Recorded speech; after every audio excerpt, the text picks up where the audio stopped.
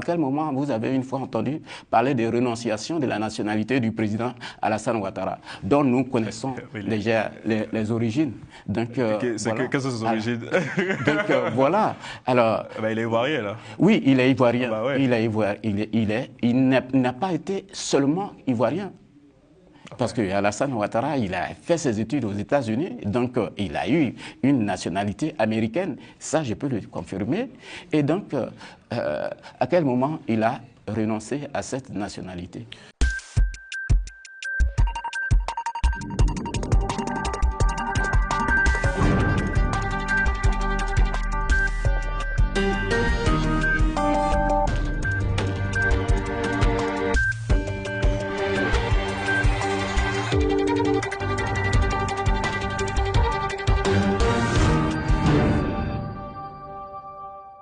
Bonsoir à tous. Nous recevons ce soir le docteur Mathias Néant, le représentant du président Thiam pour la société civile au niveau de la diaspora Europe et Asie. C'est bien ça, j'ai bien défini les Oui, responsabilités. oui, Bonsoir. c'est très bien ça. Je suis le coordonnateur D'accord. général de la diaspora Europe et Asie. Merci beaucoup d'avoir accepté notre invitation. Je suis heureux de vous retrouver sur notre plateau. On va d'abord parler de l'actualité politique en Côte d'Ivoire et on reviendra sur un événement que vous organisez à Abidjan très bientôt. Et l'actualité politique ivoirienne est marquée par la rénonciation de Tidiane Thiam à sa nationalité française, une décision qui a suscité la polémique dans le pays. Comment vous l'avez vécu personnellement? Je vous vois sourire déjà. Alors, tout en vous remerciant, cher Carl B, de l'occasion que vous m'offrez encore de pouvoir m'exprimer et me faire entendre par vos millions de téléspectateurs, je voulais saisir cette occasion pour saluer toutes les Ivoiriennes et tous les Ivoiriens qui nous regardent en ce moment, mais aussi les Thiamis et les PDCis, sans oublier notre leader générationnel, comme on pourrait l'appeler, le président Tidiane Thiam. Et lorsque je dis ces choses, la démarche de renonciation à la nationalité ivoirienne est une démarche administrative ici en France qui s'est faite par tout le monde. Mais le président Tidiane Thiam l'a si bien dit, ça fait plusieurs mois, plus de 3 mois en ce que moi j'ai noté, qu'il est dans cette démarche-là, qui l'a conduit à rencontrer au haut niveau de l'administration française. Je veux parler de l'Élysée, je veux parler du Quai d'Orsay, je veux parler même des Matignon, pour faire asseoir cette démarche-là. Et l'État français, au haut niveau, a entendu favorablement cette démarche du président Tidiane Thiam et c'est alors qu'il lui a accordé un rendez-vous. Et comme il a dit, l'ambassade de la France en Côte d'Ivoire a joué juste le rôle de boîte aux lettres pour pouvoir recueillir les éléments qui ont été demandés et c'est ce qui a été fait. Mais bon, pour ma part, c'est juste une demande qui a été orchestrée. Et je voulais préciser 2 choses. Pour nous, il n'y a pas du feu au lac. Il n'y a pas du feu au lac parce que en la matière, au niveau de la France, il y a deux faits qui conduisent au refus. Le premier, qui est bien noté par l'administration, c'est lorsque le requérant n'a pas une autre patrie. On ne peut pas faire d'un individu un apatride. Donc c'est seul ce fait-là qui est d'ailleurs le fait majeur du refus. Et puis le second fait qui est subsidiaire, c'est lorsque les dossiers ne sont pas au complet. Mais nous, c'est déjà OK. Non, vous parlez juste d'une simple formalité administrative. Oui, c'est déjà Mais je pense que OK. lui, il parle d'une polémique savamment déclenchée de la part de... Enfin, je ne vais pas citer des noms, mais est-ce que vous sentez aussi que cette boule puante-là vient de la majorité présidentielle actuelle? Oh, bon, en fait, aujourd'hui, moi, je parle au nom de toute la société civile thiamiste, mais aussi au nom du PDCI. Je ne vais pas me mettre sur votre plateau et commenter les propos d'un Ivoirien lambda. C'est le président qui parle de polémique, hein. C'est lui qui causait que c'est une polémique, ça a vraiment déclenché.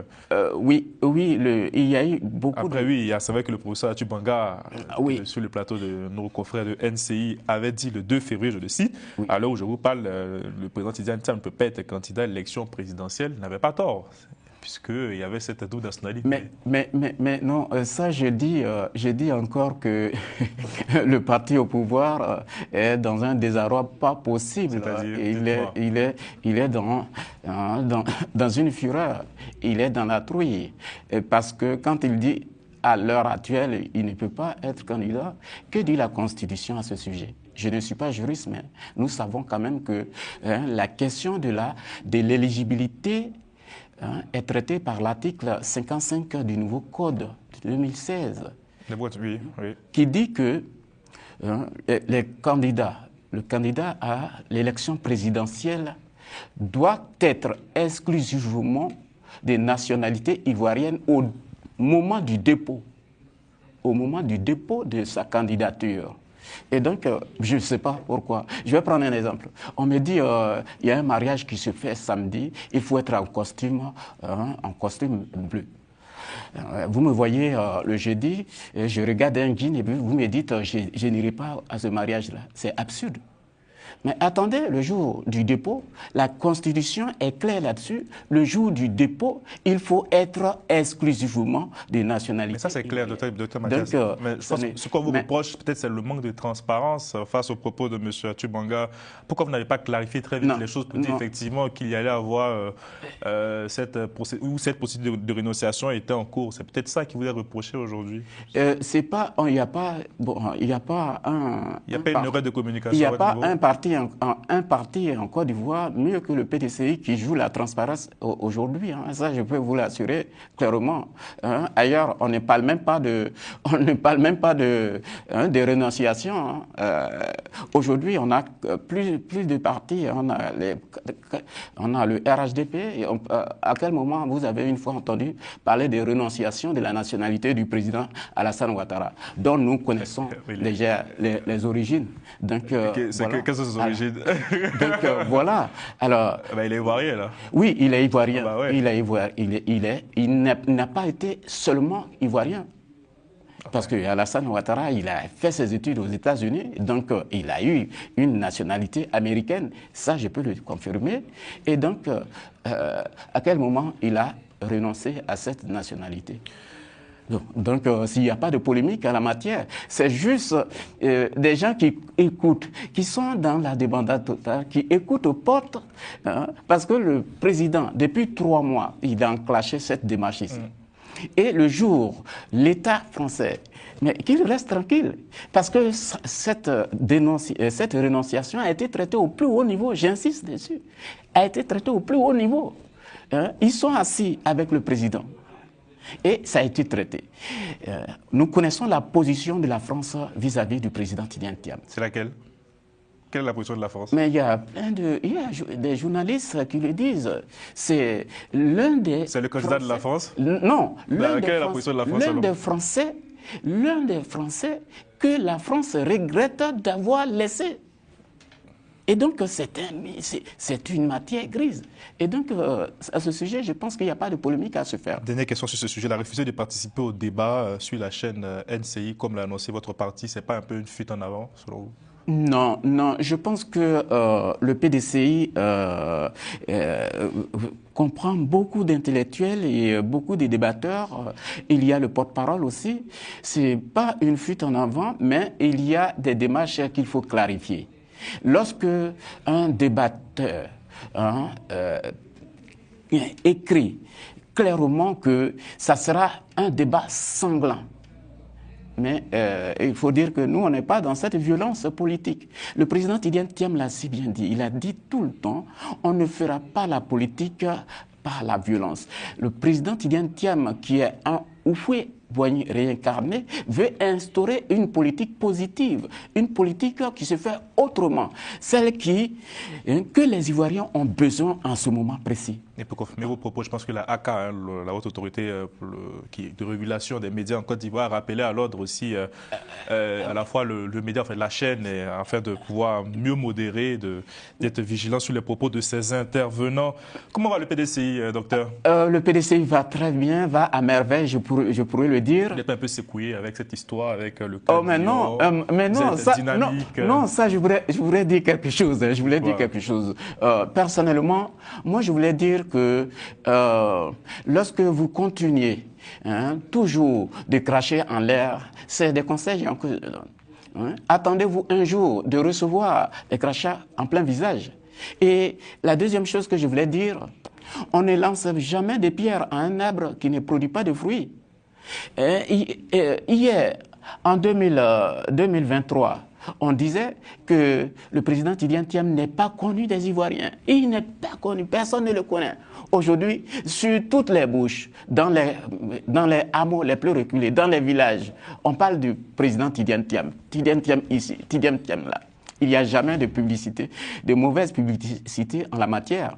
Donc, continuez à faire la publicité de notre président. Nous sommes prêts pour la victoire et c'est cette victoire que nous attendons. Et cette victoire, vous la préparez, vous, à votre niveau, vous serez à Abidjan ce samedi? Alors oui, c'est inédit. Ce samedi 15 février, le président Tidjane Thiam a donné cette primauté à la société civile, qui est une branche de son organisation qui œuvre aujourd'hui aux côtés du PDCI pour porter avec lui le projet d'une Côte d'Ivoire nouvelle. Et c'est cette société civile qui s'est organisée au sein du CIP. CIP, c'est quoi? Une Côte d'Ivoire nouvelle, une autre Côte d'Ivoire est possible. D'accord. Et donc, c'est cette organisation qui va nous permettre d'organiser un échange avec le président Tidjane Thiam ce samedi 15 février 2025 à Figayo.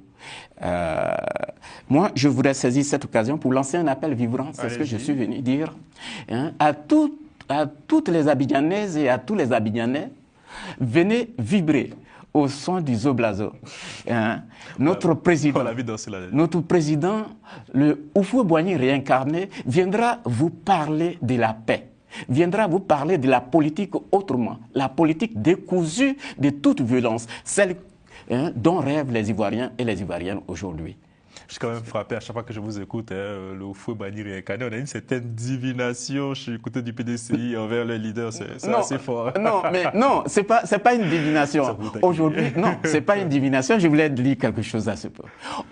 Les gens se clament haut et fort d'oufouettisme, mais il y a le Houphouët-Boigny qui est réincarné, qui est là, qui a vécu, qui a appris, qui porte le sang d'Houphouët-Boigny.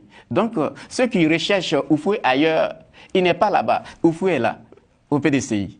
Et c'est lui qui fera gagner le PDCI pour les élections de 2025. Il y a qui était son premier ministre, donc il peut se taguer aussi d'être oufouettiste. Enfin, il se tague d'être oufouettiste encore aujourd'hui. Bon, enfin, c'est ce que j'ai dit. C'est la copie? Oui, bon, mais c'est même pas la copie.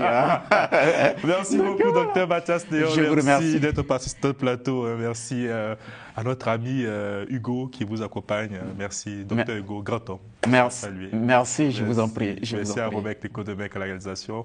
Passez une bonne soirée, à bientôt. Merci beaucoup.